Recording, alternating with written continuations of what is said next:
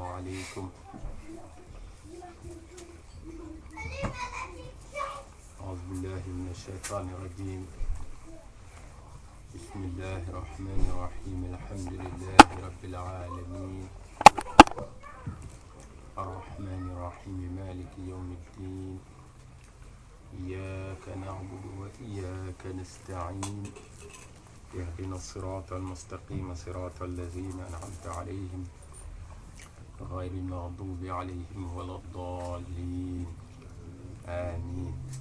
اللهم صل على سيدنا محمد الفاتح لما أغلق والخاتم لما سبق ناصر الحق بالحق والهادي إلى صراطك المستقيم وعلى آله حق قدره ومقداره العظيم. Donc on va continuer sur la même lancée que la semaine dernière. On avait commencé par التحسين والحفظ أو الحفظ والتحسين في الطريقة. La protection, les doigts, les prières de protection qu'utilisait Sayyidina Cheikh radiyallahu anhu dans la tariqa. C'est quoi ces prières? On avait cité Ayatul Kursi, 7 le matin, 7 le soir. On avait cité Laqad Ja'akum, 7 le matin, 7 le soir. On avait cité Yaman Azhar al-Jamil, pour celui qui peut faire les 20, 10 le matin, 10 le soir, ou bien 4 après chaque prière, ou bien les 20 d'un seul coup. On avait cité aussi Seyfi. C'est Cheikh Abdallah Anhu utilisait Seyfi une fois le matin, une fois le soir. On avait cité aussi Hizbul Bahr. Hizbul Bahri, 3 le matin, 3 le soir, ou une fois le matin, une fois le soir, pour commencer. Parce que Hizbul Bahri, il est très lourd. On rappelle que Cheikh Haj Omar radiyallahu anhu, quand il avait rencontré Cheikh Haj Mohamed Ghali radiyallahu ta'ala anhu, il lui avait donné beaucoup de azkar, mais il lui avait dit que pour Hizbul Bahri c'est encore trop tôt pour toi. Donc si c'est tôt pour Cheikh Omar radiyallahu anhu, pour nous c'est même pas encore la nuit. Alors, mais la baraka Inch'Allah dans la tariqa. Et on avait dit aussi que il y avait un dua dans la tariqa qui utilisait aussi Sayyidina Cheikh radiyallahu ta'ala anhu et qui était qui s'appelle encore Al-Asma'ul Idrisiya. Al-Asma'ul Idrisiya Marra. C'est un dua il y a beaucoup de dua dans le dua. C'est beaucoup de asma, beaucoup de noms d'Allah subhanahu wa ta'ala qui sont réunis dans un seul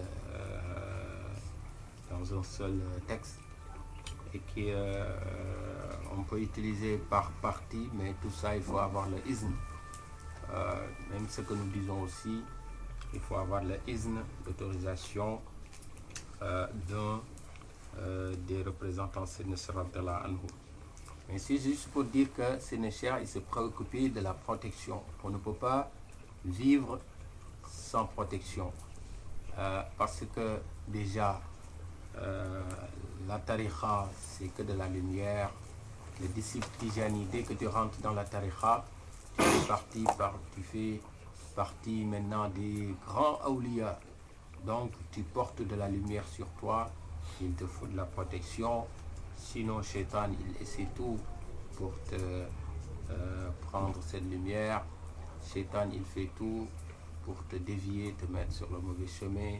Il y a des obstacles, il y a des problèmes, il y a des difficultés, et si tu n'as pas beaucoup de courage, tu ne vas pas continuer, tu vas t'arrêter, et les problèmes parfois jusqu'à ne pas faire son wird, des difficultés jusqu'à ne pas faire sa wazifa, jusqu'à ne plus assister à Hadrat al-Juma.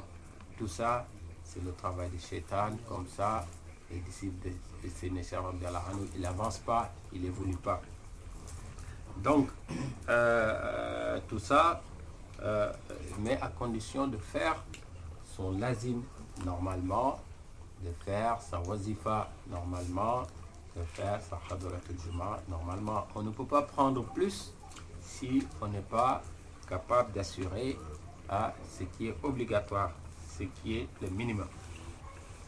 Alors, il y a un dua aussi, un zikr qu'utilisait Sénéchal radiallahu anhu. Ça fait partie des secrets de la tariqa. Sénéchal, il utilisait la ilaha illallah ya dafi'u ya mani'u ya hafizu ya hakim. Alors, dans les livres, ils écrivent 100, donc on va dire 100. Dans tous les livres de la tariqa, ils écrivent 100. On va dire 100 donc. Donc, c'est un zikr pour la protection aussi. La protection contre toute forme de mal. Sénéchal, il utilisait une fois dans la journée, le matin et le soir. Fi sabahi wal masa. Si tu ne peux pas, tu le fais une fois. Mais comme c'est pas long, la ilaha illallah, ya dafi'u, ya mani'u, ya hafizu, ya hakim. Alors, la ilaha illallah, on sait ce que c'est l'unicité d'Allah. Ya dafi'u, toi qui repousses, ya mani'u, c'est-à-dire toi qui repousses le mal, tout le mal qui veut venir vers moi. Ya mani'u, toi qui interdis que le mal arrive sur moi, qui interdit que le malfaiteur réussisse son coup sur moi. Ya hafizu, toi qui protèges. Ya hakimu, toi qui es le sage. Donc, tout ça, c'est des asma utilisés Sénéchal avec ce kalimatul tawhid. La ilaha illallah ya dafi'u ya mani'u ya hafizu ya hakim. Mais tout ça, ça montre que Sénéchal radiallahu anhu, déjà, quand il commençait la tariqa, il avait des ennemis, il avait des détracteurs, des gens qui faisaient tout pour éliminer cette nouvelle tariqa, qu'on ne parle plus de cette nouvelle tariqa. Sénéchal radiallahu anhu ne leur avait rien fait, il n'avait pas pris leurs biens, il n'a jamais eu de problème personnel avec eux, rien du tout, parce que il s'appelle Cheikh Sidi Ahmed Tidiane radiallahu anhu. C'est lui le qutb à qui Rasul sallallahu alayhi wa sallam a donné la khilafa, parce que c'était lui le khalif du prophète Mohammed sallallahu alayhi wa sallam, et qu'aussi il avait des garanties dans sa tariqa qu'aucune tariqa avant n'a jamais eu, et qu'après lui aucune autre tariqa n'aura. Donc, eh bien, avec tout ça, eh bien, il avait des détracteurs, des gens qui ne l'aimaient pas, des gens qui voulaient lui faire du mal, physiquement dans le zahir comme dans le batin. Il faisait tout pour éliminer cette nouvelle lumière. Et ce qu'il ne savait pas, c'est que cette nouvelle lumière, c'est la fille de l'islam. Cette tariqa, c'est comme l'islam. En fait, c'est basé sur l'islam. C'est l'héritage de la haqiqatul muhammadiyya dont il s'agit. Eh bien, ce qu'Allah subhanahu wa ta'ala, il avait répondu à ceux qui en voulaient au prophète sallallahu alayhi wa sallam au tout début de l'islam, eh bien, c'est ce même verset qui, eh bien, reprend service, si on peut se permettre de le dire, qui est d'actualité face à ces détracteurs. Alors, yuriduna yutfi'u nura Allahi bi afwahihim wa ya'ba Allahu illa yutimma nurahu walau kariha al-kafirun. Ils font tout pour éteindre cette nouvelle lumière. Ils font tout pour empêcher à ce que la tariqa, eh bien, se répande. Ils font tout pour que Sénéchal radiallahu anhu n'arrive pas à s'exprimer. Mais quand même, c'est comme s'ils voulaient éteindre le soleil avec leur bouche en soufflant sur le soleil. Vous voyez que ça va être très difficile pour éteindre la lumière du soleil. Et tout en sachant que la lumière de la tariqa, c'est encore plus forte que la lumière du soleil. Donc, Sénéchal radiallahu anhu, il utilisait tous ces doigts. Si vous vous rappelez, je ne sais pas si c'était la journée de Sénéchal radiallahu anhu ou sur le forum de Montpellier, j'avais parlé de ces 10 personnes, 10 compagnons qui avaient choisi Sénéchal radiallahu anhu. À chacun, il avait donné un zikr qu'il devait faire tous les jours. Et je crois que c'était à Montpellier que je l'avais dit. Mais pour vous dire que Sénéchal radiallahu anhu, il se préoccupait toujours du sort de la tariqa.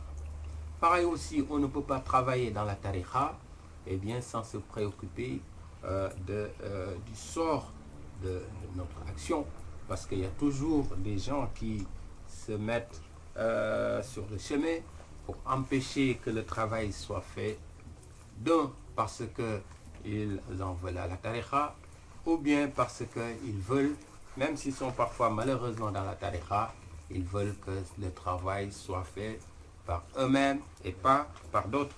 Et ça, c'est ce qu'Allah subhanahu wa ta'ala il dit dans le Coran, quand il dit au Prophète sallallahu alayhi wa sallam, quand il avait donné au Prophète sallallahu alayhi wa sallam al-mu'awwidhatayn, alors il avait terminé suratul Falaq par وَمِنْ شَرِّ حَاسِدٍ إِذَا حَسَدَ. Il demande à Allah subhanahu wa ta'ala de te protéger contre le mal de l'envieux. C'est pas seulement de la jalousie, mais c'est de l'envie. Alors celui-là qui t'en veut parce que tout simplement tu es en train de faire un travail, masha'Allah, que lui-même il voulait faire. Et c'est ce travail qui est reconnu par le prophète sallallahu alayhi wa sallam, travail qui est reconnu par Sayyidina Cheikh Ahmed Tidjani radiyallahu anhu, travail sur lequel passer ce champ dans lequel passer sa journée Cheikh Omar radiyallahu anhu, Sidi Hajj Malik radiyallahu anhu, les mashayikh, Cheikh Hajj Abdallah Niass radiyallahu anhu, tous ces mashayikh dans la tariqa, Sidi Amarin Daksek radiyallahu ta'ala anhu, Cheikh Hajj Ahmed Baro Ndjegen radiyallahu ta'ala anhu, etc., etc. Alors, maintenant, en ce qui concerne Seyfi, on dit que c'est un dua qui a beaucoup de chaleur. Seyfi, c'est trop chaud. Certains mashayikh, ils interdisaient même certains jeunes d'utiliser Seyfi parce que ils craignaient que ça empêche d'avoir du rizq, c'est-à-dire d'avoir des moyens de ce bas monde, parce que tellement c'est chaud Hizb Sayfi, ce qui fait qu'il remplaçait Sayfi par un nombre sur Inna Anzalnahu fi Laylatul Qadr.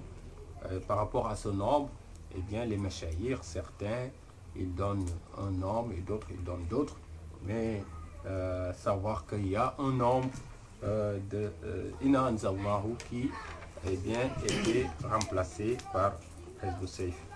Donc Inch'Allah, on va s'arrêter là, on va pas être long.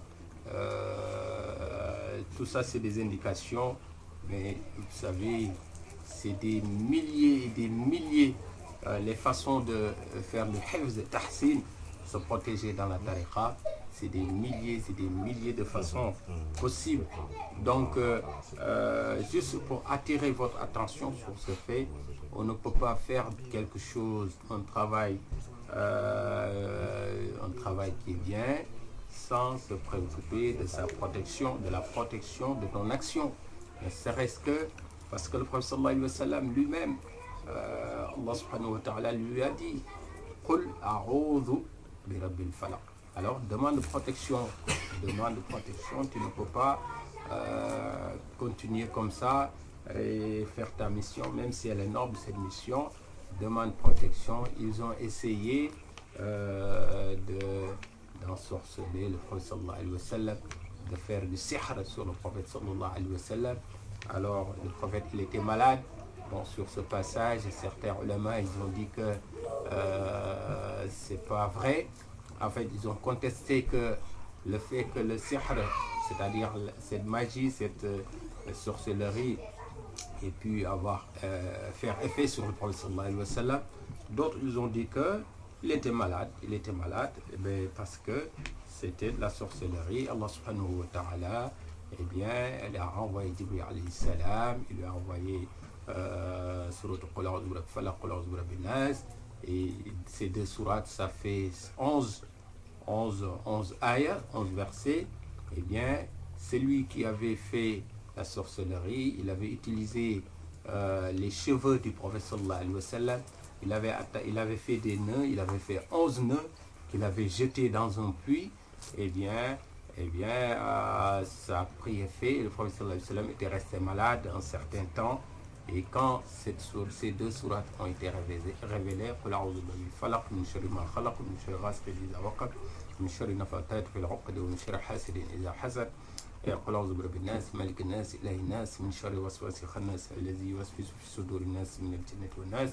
alors, à chaque fois qu'il récitait un verset, il y a un nœud qui se défaisait.